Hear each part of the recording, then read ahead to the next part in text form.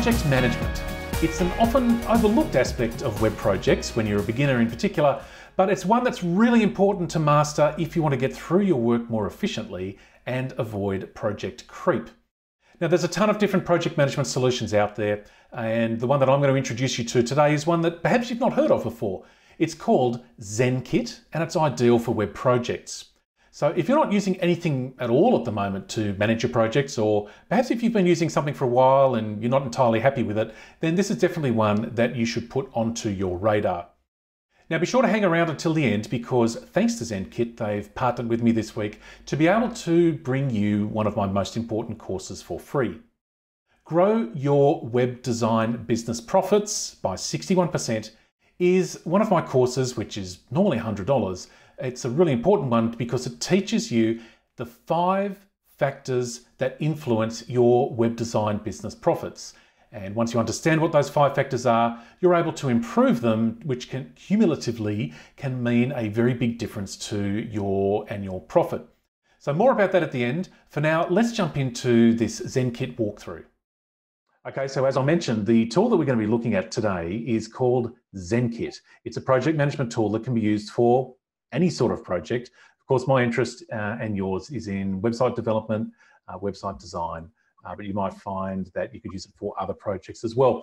And to help me walk through this today, I'm joined by Siobhan O'Rourke, who is the Marketing Manager and Customer Excellence Pro at Zenkit. Welcome, Siobhan. You've got a nice job title. Yeah, well, it's a bit of a mishmash. You know, we're a small company, so everybody wears many hats. And yeah, I've just picked those 2 out of a bag of jobs that I do. I know what it's like to wear many hats. I have many hats. I've got many hats outside of work as well.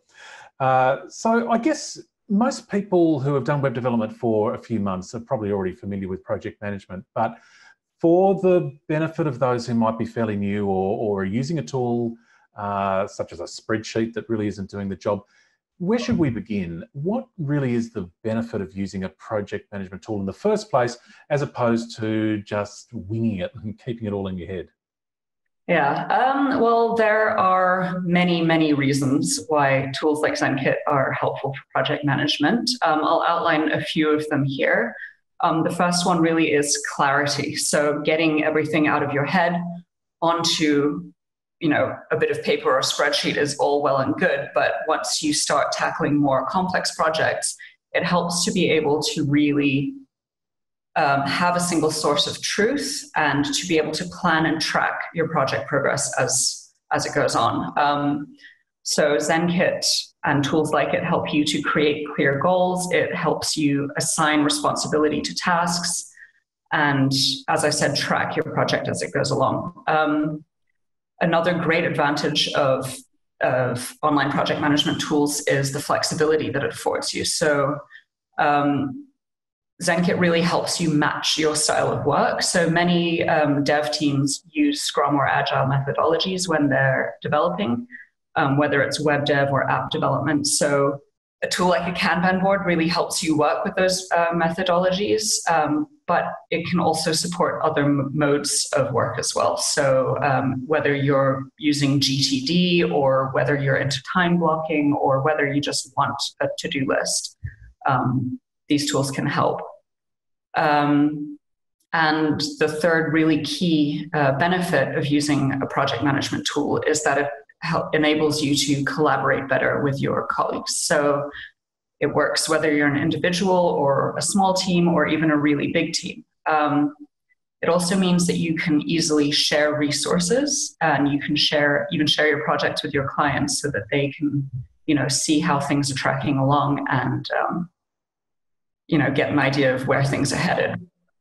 And another key part to that is that it becomes a single source of truth, as I mentioned before. So all activities are tracked and documented. If you have an issue with something, you can comment on a task. A client can comment on something. You can easily add new screenshots or wireframes or whatever kind of documentation you need. And it's all held time-stamped inside this tool. So it really, really helps you just cover all of your bases and focus on the work instead of tracking what needs to be done to get the work done, if you know what I mean. Yeah, I know what you mean. I think that's a great overview. That answers just about every question that I would have had. I'm interested to have a look at some of the features in a moment, specifically to sharing with a client, for example. I guess some web devs will want to do that, others won't. Seeing due dates. And I guess the greatest frustration, if you were to ask any freelancer or small studio what their greatest frustration would be in any project, it's scope creep or feature creep. So by having everything sort of in front of you, the client will find it much more difficult to argue that, well, no, we didn't agree that it should have had that feature or whatever. So why don't we have a look at the interface, and I'll have a go here at sharing my screen so you can see what I'm seeing. Great. Okay, so I'm looking at the Zenkit homepage here. That'll give you a bit of an overview of the interface, but why don't we jump straight into what it would look like once you've set up an account. So the first thing I'm presented with, Siobhan, is my collections. We're not calling them projects? Yeah, you could call it your projects. You can rename it. It's whatever you want it to be. Okay, but I gather that Zenkit can be much more than just a traditional project. Oh, yeah, exactly. So the reason that we call what you would think of now as projects collections is because Zenkit is, in its essence, just a simple database. And so you can use it to track anything from movies that you want to watch to recipes that you want to cook. So not everything is necessarily a project, which is why we've shied away from naming things projects per se. Okay, oh, that makes sense. So what I'm looking at here, I had a bit of a play with my own collection, but there's also kind of like a tutorial, a starter collection. So how about I click on that and we'll have a look at the interface, and maybe you could help walk me through what I'm looking at here. I gather that this is what's known as a Kanban view. Yep, and you can see that in the upper right corner, it says Kanban. Okay. And that's one of 5 views that Zenkit offers. All right, I'll have a look at the other views in a moment, but help me with my thinking here. For those who might not have ever used a tool like this, it's essentially just a list of lists, is that right? Yep, pretty much. So often you'll see it as to do, doing, done, which is also possible in the collection that you're looking at now. But we show it as the basics and what does that say? Next level and pro tips, because we wanted to really clarify, these are the basic steps that you can take to learn your way around Zenkit. And then if you want to take it up a notch, you start going through the tasks that are in the pro tips section. Okay, so how about I look at this first item here, and I see there that I've shown a right panel now, and there's various fields here. So difficulty, the stage that it's at, and I see, so I can change that label from to do, doing or done, description, I can even add files. Okay, so that all seems pretty straightforward. And really, it's a very simple tool in that case. So tell me about the other list views. Why have we got more options? Is this just personal taste? Pretty much. So, as I mentioned before, tools like this give you the flexibility to work the way you want. So personally, I love working in Kanban because it helps me really track, where things are at. But a lot of people, don't need that complexity. So they'll just use a simple list view. Which just lists out all of the tasks that they need to do. Yes. And you can change how much information is displayed on the thing, on each item, sorry. We also offer a mind map view because perhaps you're right at the very beginning of your project and you're still brainstorming ways you want to work or things that need to get done. And mind mapping has been shown to really, engage those creative parts in your brain. And the great thing about Zenkit is once you've made a mind map, you can just switch it quickly back to a list view or a Kanban view so that you can immediately start working on it. We also offer a calendar view. So, if you have distinct due dates for your tasks, you can, easily drag and drop tasks from the left onto the calendar to assign a date. And again, you can just switch between all of these views at any time. Okay, got it. I'm particularly interested in the mind map view, I can see this being really helpful for web developers. How do I get started with that? Do I again just drag and drop an item from the left? Yep, you can either drag and drop an item from the left, or you can just click on the middle and start completely from scratch. Okay. So that could be my number one item, and then the second one can just sort of link on top of that. Is that how that works? Oh, yeah, beautiful. Okay, that's really intuitive. Or if I wanted to add another item, I can do it from here. Exactly. Okay. So the reason that I would encourage web developers to consider using the mind map view is in consultation with your client, preferably on site, but you could do this, of course, collaboratively if you're working remotely, because this is a really easy way then of being able to put due dates next to items and ensure that your client understands what needs to be done by when, again, in the hope of avoiding that whole scope creep issue. If I now go back, say, to the Kanban view, I note here that a new column on the left appears, and I've got that next item that I've added because that hasn't been assigned yet to any of the others. So I gather then I can sort of drag and drop that into where it needs to go. Yep. Okay, fantastic. What else should I be looking at while we're here? I think the FAQ section just is a really good resource. So if you're trying out Zenkit and you can't find the answers in this collection, the FAQs really direct you to exactly where you can get more information. We've not got just information on how to use Zenkit, but our support team are also really happy to help out with ideas on how you can structure your projects. We've got templates that you can download directly into your Zenkit that have the structure built for you already if you're not confident setting it up yourself. So, yeah. Okay. Now, one of the frustrating things I've found with project management tools is that I find myself having to change my processes to suit the app rather than the app working the way I want it to work. And one of the nice things that I discovered about Zenkit is that you can create custom fields. So I wonder if you could walk me through that. What would make sense? How could I create a custom field? Say, what's the typical sort of thing someone might like to add? Okay, so say you're a small web dev agency, you've got maybe 5 people working with you. You might want to track which member of your team is assigned to which task, and you can do that using the member field. So to do that, click on Add at the bottom of any item, and then click Field. Yep. And so I need to give it a name such as, I don't know, team member.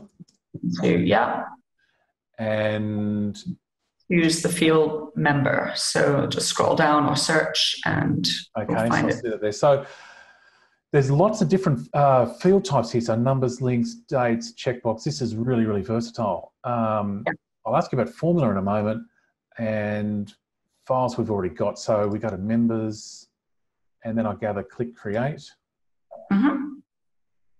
And then in my case, I'm the only member here, so I can click that and you're done. So once you've added a field, it appears on every single item in your collection. So a really good way to think about it is, if you're not particularly familiar with these kinds of tools, is to think about it in table view. So each field represents a column in your table. So maybe you've got task name, due date, assigned to. And so that really helped me when I first started using this as well. Yes. Okay. So if I were to say, look in the table view, is there a way for me to see just items that are allocated to me? I see now that the team member column's been added. So am I able to sort by that, or what's the best way of being able to see just items allocated to me? In the table view, you can sort. If you hover on the right-hand side, 2 little arrows will appear. And if you click on those arrows, it'll sort the table out. Oh, there I am. Okay, great. That would be But you can also use the filter, which is something that I would highly recommend that you get to grips with, because I think it's one of the most powerful features of a tool like this. You'll find the filter in the top right-hand corner, exactly. Yep. And by default, what it does is it lets you search the item title. But what you should do is click on Add Condition. Yes. Okay, team member. And then contains me. Got and it. then pick off. And then it will only show those. And the great thing about filters is that you can save them. So perhaps you can save that filter and name it assigned to me. And then you can very quickly navigate to see only items that are assigned to you instead of the whole thing and having to repeat the filter. And, it just really speeds up your workflow. Okay, yep, that makes sense. I was going to ask, it would have been perfect if you could save, so that's great. If I go back to the Kanban view, there was one other custom field that I thought I'd talk about. Now, how do I clear that filter? Just there? Okay. Yes, yeah. Oh, it's very intuitive. So let's go back to that item. If I were to choose another custom field type, I'm intrigued by the formula one. How can this be used?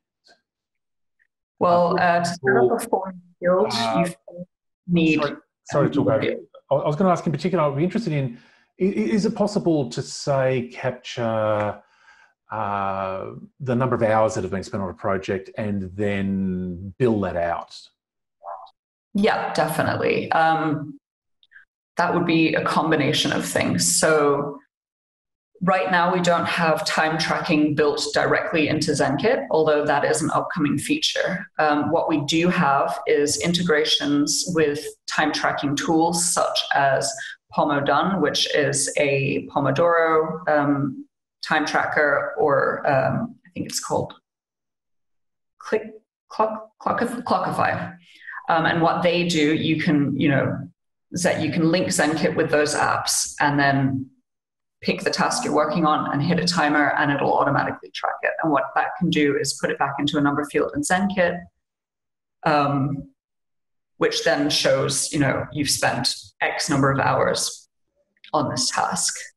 For billing, you can also link up with, via our integration with Zapier, you can link up with a wide variety of billing tools and accounting, spreadsheet making tools. So whichever way you prefer to bill your clients, you can probably find a Zapier integration for that. Okay, got it. All right, that's really. In fact, now I'm looking at this, I'm not sure if it was the formula one I want to look at, or it might be aggregation. Anyway, there's a lot of versatility built into this. Here's the big one. I mean, we've covered a lot of things here already, but for those who are already using an alternate project management tool, is there anything else there that I might have missed that they should consider with Zenkit? Well, I mean, it really, really depends on which alternative you're using. If you're using one of the big ones like Trello or Asana or even Wunderlist, we have direct imports for those. So, if you're really considering switching to Zenkit, it's very, very easy to immediately just get all of your projects in there and have a play around. But yeah, in terms of general comparison, I think Zenkit is a lot more flexible than many of the tools out there. The view switching is quite special. And we're adding more and more views. So we've got a subtask view coming up. We'll have Gantt charts, all those kinds of things. Okay, yeah, no, that covers that well. All right, fantastic. Let's talk about the price. So I'm having a look at the pricing page at the moment, and there's a very generous free level here that might suit a lot of web developers. Once you've got perhaps a number of projects, or you're building this up for a team. So if you've got a studio or agency, you're probably going to want to jump up to that next level there. And I see that you've got enterprise options as well. And so I think that's been a really helpful overview there to give people an idea whether this would be the right project management tool for them. So unless there's anything else, Siobhan, that you can think of adding, I think that pretty much completes our walkthrough there. So thanks again for joining me for this. And folks, if you've got any questions, where should they go, Siobhan? Well, we've got two main channels. You can either send an email to service@zenkit.com, Or if you already have a Zenkit account, you can contact us via the in-app chat, which you can find in your Zenkit profile, which is in the top right-hand corner of the... And of course, if you want to know any more information, you can just head over to www.zenkit.com. So let me just stop sharing the screen here again, and there we are. So thanks again for Siobhan for joining me for that walkthrough, and I encourage everyone to go and check out Zenkit. It's a pleasure. Thank you so much for the interview, Richard. I hope to see some of you guys soon. Well, thanks again to Siobhan from Zenkit for helping me walk through their product. I hope you found this video helpful in deciding whether this is a good project management tool for you. Now, as I mentioned at the beginning, we are able to bring you a very special offer for this week. Thanks to Zenkit, they've partnered with me so that I can bring you my course, Grow Your Web Design Business Profits by 61% to you for free. It's normally $100, and so I recommend that you grab this now. If you've got a freelance business or perhaps a small studio or agency and you've never been quite sure about how the numbers behind the business works, this is a really simple walkthrough of how the 5 factors that influence your business profits can come together to collectively bring you a 61% or more improvement to your profit over the next 12 months. It's a great short course that you can digest in just about an hour and a half and actually walk away with some really practical information. So to take advantage of this, head over to learn.siteskills.com and look for that course and use the coupon code Zenkit during checkout. You'll also find a direct link below in the description. Now, if you're watching this video at a later stage and you happen to miss out on this particular offer, do the whole subscribe and bell notification thing so that you'll find out next time I'm able to bring this offer to you. Hey folks, you really can do this stuff, and I look forward to seeing you next time.